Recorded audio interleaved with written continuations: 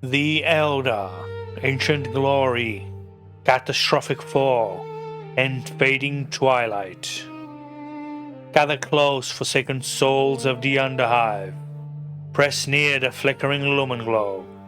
Its dim light, the only fragile ward against the pressing void that claws at the edges of our reality tonight. The Eldar, the Eldari, are not like us. They are not crude like the orcs, nor cold machines like the Necrons. They are the most graceful, the most ancient, and the most tragic of all Xenos. Long before humanity crawled from the mud of old Earth, the Eldar ruled the stars. Their empire stretched across 1,000,000 worlds. Their technology made our dark age of technology look like children's toys. The psychers could reshape reality with a thought. They were beautiful, immortal, and utterly convinced of their own supremacy. They built glittering craft worlds, living city ships that floated among the stars like jewels in the void. They shaped planets to their will. They lived in perfect harmony with the warp, their minds touching its currents like fingers on strings. To the Eldar of that age, the galaxy was their playground. They believed themselves gods among mortals. But perfection breeds decadence, and decadence breeds doom. The Eldar learned that lesson in the hardest way possible, and the galaxy still pays the price for their arrogance. Reverence demands we never forget their fall. Loyalty commands we remain vigilant against their kind. The Emperor saw them for what they are, dangerous, tragic Xenos who still yield power beyond our understanding. They are not allies, they are not friends, they are survivors who will sacrifice anything, including humanity, to stave off their own extinction. The War in Heaven and Eldar Origins. 60 million years ago, the galaxy was a battlefield. The Old Ones, ancient creators, fought a desperate war against the Necrontyr and their star god masters, the Satan. The Necrontyr were a dying race, their bodies frail and short-lived, their hatred boundless. They sought immortality and found it in the Satan, star gods who devoured souls and turned flesh to metal. To win, the Old Ones seeded life across the stars. They created the orcs as living weapons of brute force, endless, savage, designed to overwhelm through sheer numbers and aggression. And they created the Eldar as the pinnacle of psychic and technological mastery. The Eldar were their masterpiece, long-lived, graceful, attuned to the warp in ways no other species could master. Their minds could touch the immaterium like fingers on strings. Their bodies were resilient, their lifespans measured in millennia. They were the Old Ones' greatest hope, and their greatest mistake. The Eldar helped the Old Ones win the war, but the Old Ones vanished. The Eldar were left alone with their power, and in that solitude, arrogance took root. They built glittering craft worlds that sailed the void. They shaped planets to their will. They lived in harmony with the warp, their farseers peering into possible futures and guiding their people accordingly. For millions of years they flourished, believing themselves the rightful inheritors of the galaxy. But that belief would become their undoing. The Emperor would later see this pattern in humanity and forbid such indulgence. The Eldar did not listen, and so their fate was sealed. The Golden Age of the Eldar. For millions of years, the Eldar Empire flourished without rival. They built glittering craft worlds, living city ships that floated among the stars like jewels in the void.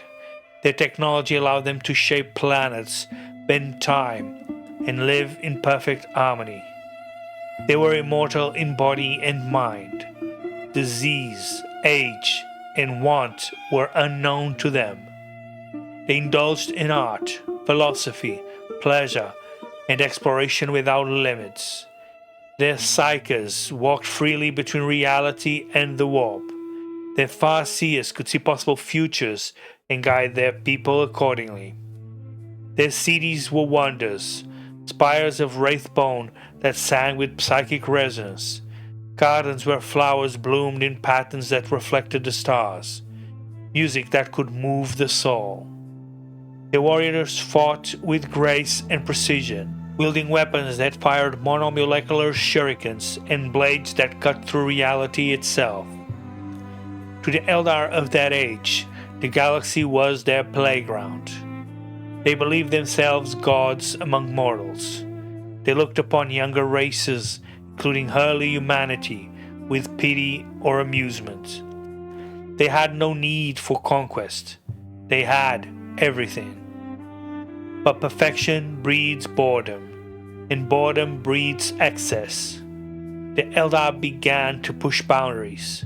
They explored every sensation, every pleasure, every pain. They fed the warp with raw emotion. A shadow grew in the immaterium, a hunger born of their own excess.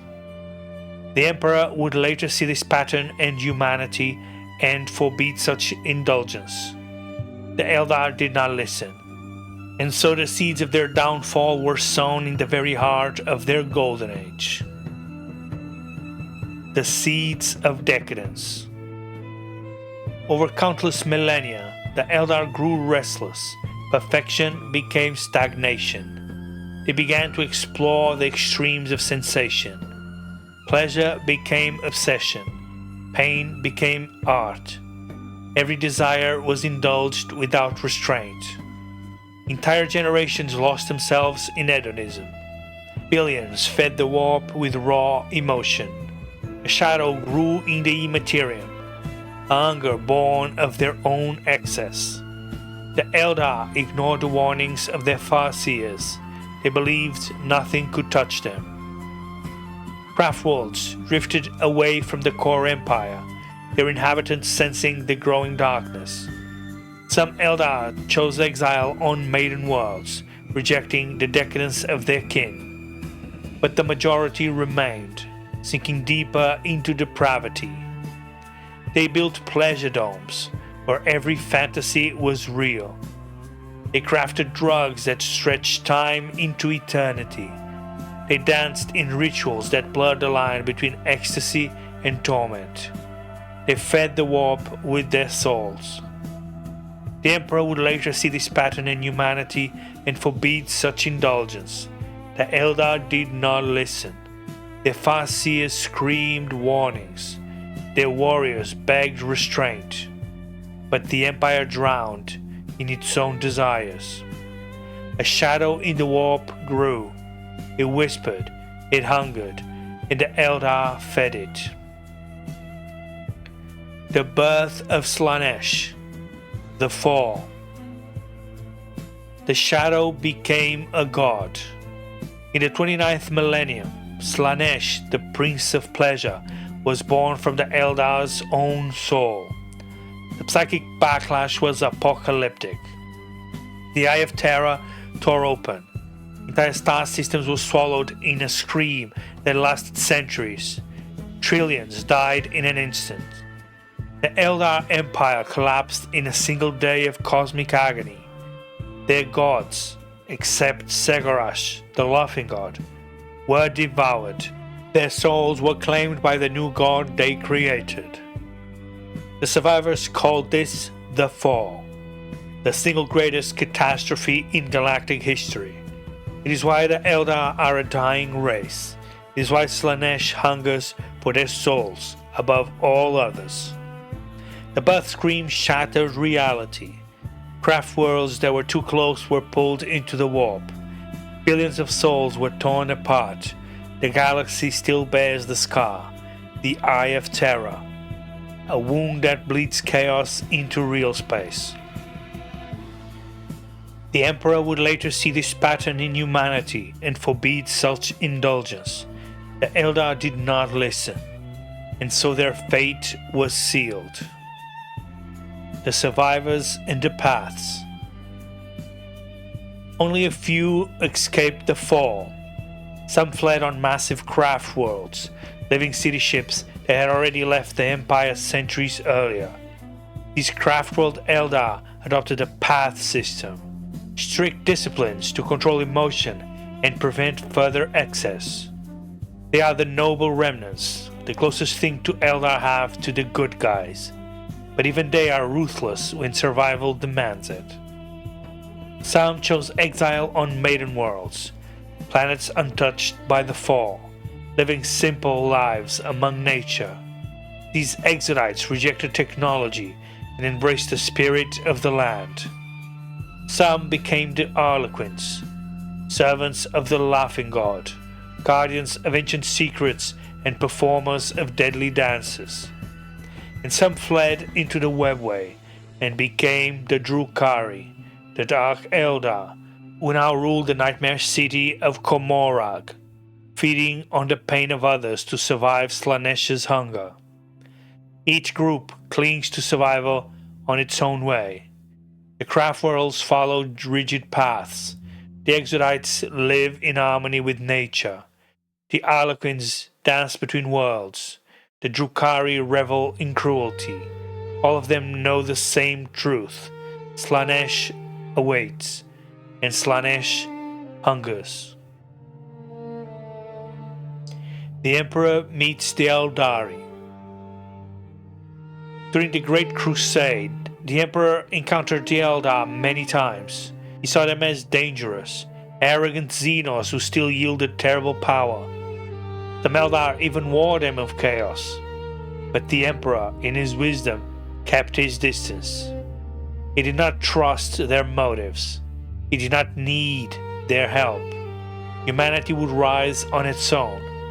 The Eldar watched from the shadows, manipulating events, always playing the long game. To the Emperor, they were a reminder of what humanity could become if it fell to excess. To the Eldar, humanity was a blunt tool, useful but crude. Neither side truly understood the other. The Emperor crushed Eldar worlds when they resisted. He ignored their pleas for alliance. He saw their psychic might as a threat to the imperial truth. He saw their arrogance as a mirror of the very decadence he sought to purge from humanity. The Eldar, in turn, saw the Emperor as a barbaric upstart, a monkey with delusions of godhood. They manipulated his crusade from afar, ensuring chaos would not consume humanity too quickly, because a chaos-dominated galaxy would be far worse for their survival. The Horus Heresy and Eldar involvement. During the Horus Heresy, Eldar from Craftworld Ulthware secretly aided the Loyalists, not out of love for humanity, but because they feared chaos more. They manipulated events from the shadows, playing both sides in their endless schemes. They gave cryptic warnings. They guided battles. They ensured the Emperor survived, barely. To the Eldar, humanity was a necessary evil. To the Emperor, the Eldar were a dangerous ally of convenience. Their involvement was minimal, but crucial. Without it, the heresy might have ended differently. Yet the Emperor never thanked them. He never needed to. The Eldar saw the heresy as proof of humanity's barbarism, a crude race tearing itself apart with ambition and betrayal. They used the chaos to secure their own survival, ensuring chaos did not consume the galaxy too quickly. They are not our friends. They are not our allies. They are survivors who will sacrifice anything, including humanity, to stave off their own extinction. The modern age in the Ynnari. Now the Eldar are fractured. Craftworlds drifts alone. Commorragh grows stronger in darkness. But a new hope has risen. Yvrain, leader of the Ynnari, who seeks to awaken the dead god Yned to fight Slaanesh once and for all. The Ynnari unite Craftworlders, Drukhari, Harlequins, and Exodites under one banner. They believe Yned can end Slaanesh's claim on their souls, but the price is high, and the galaxy still hungers. The Ynnari are the Eldar's last desperate gamble. If they fail, the race dies. If they succeed, they may save themselves, at the cost of everything else. They have already clashed with Guilliman's forces. They have bargained with the Imperium. They have sacrificed everything for one last chance at redemption. The Emperor would see their desperation as weakness. The Eldar see it as a necessity. The galaxy will decide who is right. The Craftworld Eldar, Eldari. The Craftworlders are the noble remnants. They live aboard massive world ships, following the path system to control their emotions. They are graceful warriors, master psychers, and tragic guardians of ancient knowledge. Their farseers see possible futures and guide their people accordingly. Their warriors fight with shuriken weapons and wraithbone constructs. They are the closest things the Eldar have to the good guys, but even they are ruthless when survival demands it. They fight not for conquest, but for survival. Each battle is a step toward Rana Dandra, the final battle where they will either save the galaxy or be consumed by it. Their craft worlds are living museums of a lost age. Their aspect warriors are masters of war, striking scorpions, howling banshees, dire avengers. Their wraith gods and wraith lords are fallen heroes bound to wraithbone, fighting again in death. They are beautiful, they are deadly, and they are dying. Dark Eldar, Drukhari. The Drukhari are the monsters of Commorragh, sadistic raiders who torture and feed on suffering to stave off Slaanesh's hunger. They are faster, crueler, and far more depraved than any other Xenos. They raid real space for slaves, torture them in arenas, and feast on their agony. They are the Eldar who embrace the darkness and thrive in it. They are not dying, they are growing stronger, and they look at humanity the way we look at cattle, prey to be harvested. Their city is a labyrinth of torture chambers, gladiatorial arenas, and pleasure domes. Their warriors are masters of pain, witches, incubi, grotesques. Their homunculi reshape flesh into living art. Their cabals rule through fear and betrayal. They are the Eldar who chose to feed Slaanesh rather than flee it, and in that choice, they have become something worse than any demon. The Harlequins. The Harlequins serve Segarash, the Laughing God, the only Eldar deity to survive the fall. They are deadly performers, storytellers, and assassins who walk between Craftworlds and the Webway, guarding ancient secrets. Their dancers tell the stories of the fall. Their blades kill without mercy. They are the keepers of the Black Library, the greatest repository of knowledge in the galaxy. They are the Eldar's memory. They are the Eldar's vengeance. And they are the Eldar's last laugh against the galaxy that tried to forget them.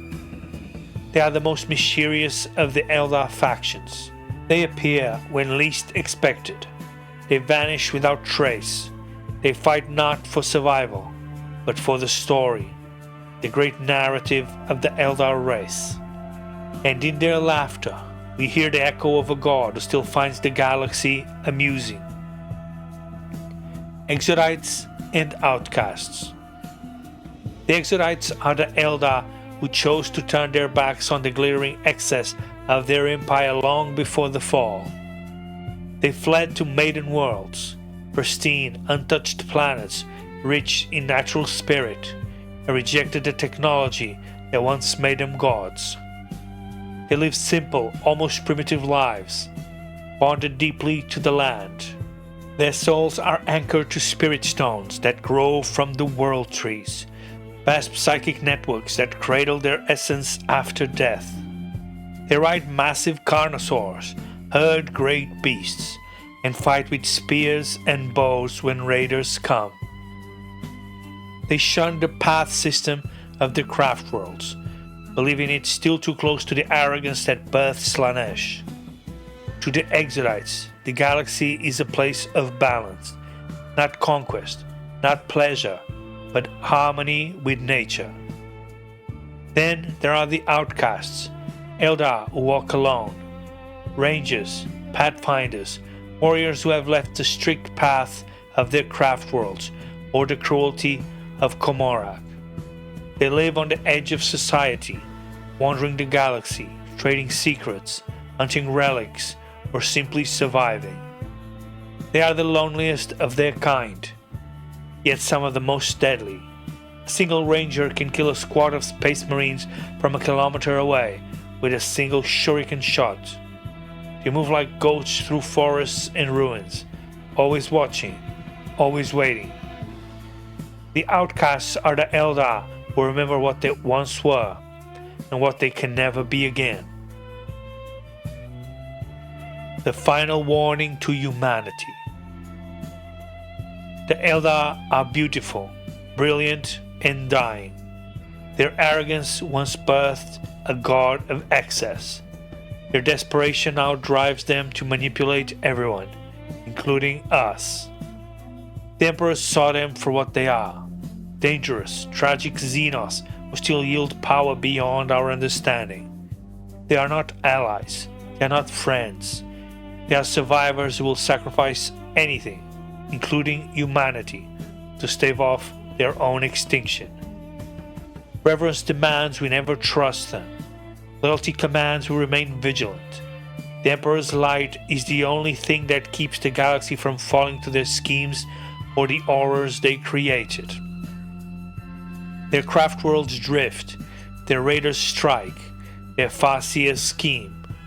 They are a dying race, but a dying predator is the most dangerous of all. We must never forget the lessons of the Eldar. Even the most perfect can fall. Even the most powerful can be undone by their own desires. The Emperor forbade such access for a reason. We would do well to remember why. If the Eldar's tragic tale stirs something in you, hit the like button. Subscribe and ring the bell as the underhive calls for voices loyal to the throne. Comment which Eldar faction terrifies you the most. In the Emperor's name, eternal vigilance. The lumen gutters out.